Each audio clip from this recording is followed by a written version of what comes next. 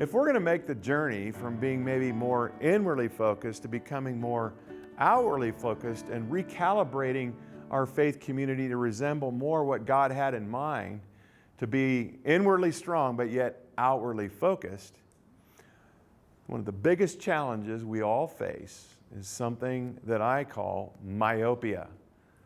Myopia is this natural tendency for us to think most about ourselves first.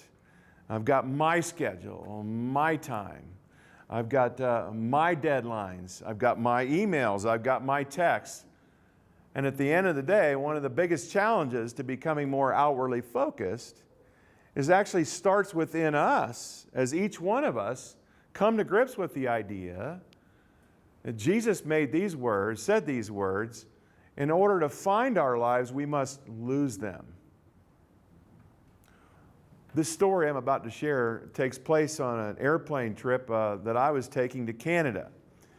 And you got to understand something for me. I get to travel a lot. I've been to 39 different countries, 6 of our 7 continents. And to me, when I get on an airplane, that is what I call, it's kind of like a pseudo man cave.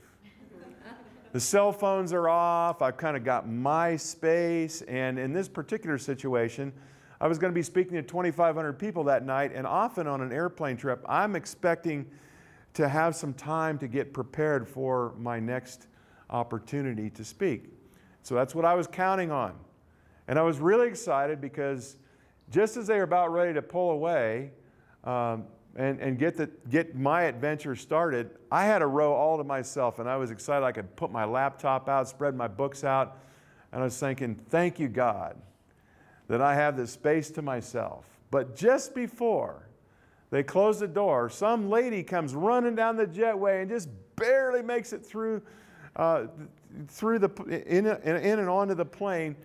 And when you know it, she happens to be sitting right next to me. On top of that, this lady was definitely a flaming extrovert.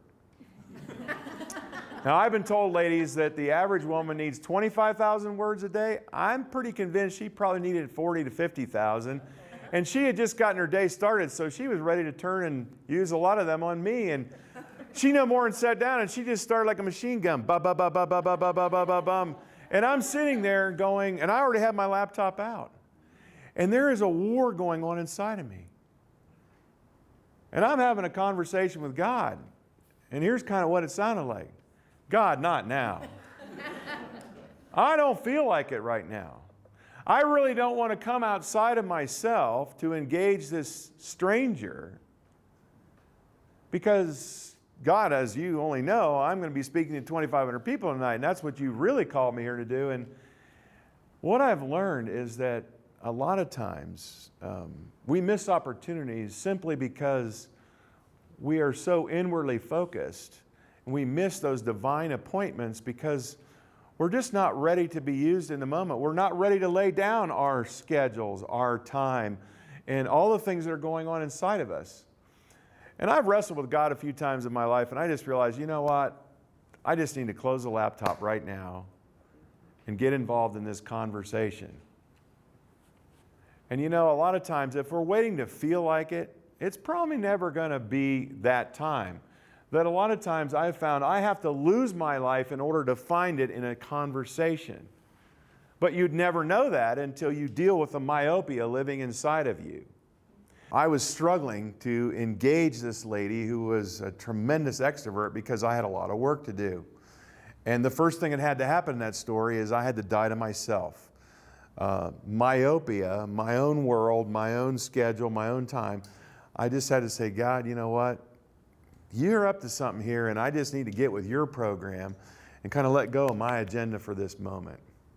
So after that was settled, I could begin to now turn outward and begin to engage her in a conversation.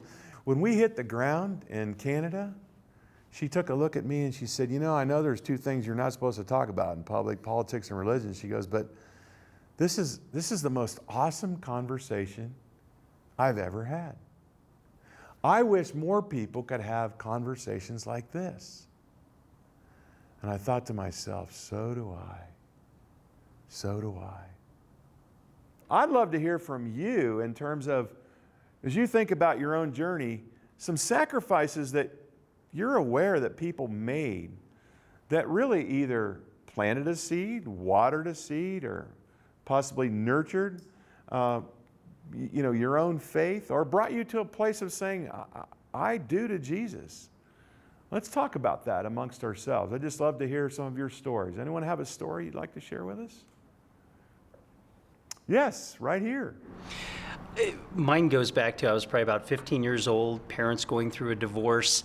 Mom starts dragging me to church and drug me to this thing that I hated called youth group. And I it was kicking and screaming going. That was the last thing I wanted to do. But we had a youth pastor, and his name was Herb. And he never... he saw I was uncomfortable. He saw I didn't fit in with the rest of the kids, but he started taking me fishing, and he started taking me skiing. And it was not about the Bible. It wasn't about forcing faith on me, but it was about just being with me. And through that experience and the time we spent together, I had questions. And so I kind of sought out sort of his wisdom on certain things. And he became a bit of a surrogate father for me during a time when I really needed it. And I realize now, looking back, just what a huge impact he made on my faith that he probably doesn't even know to this day.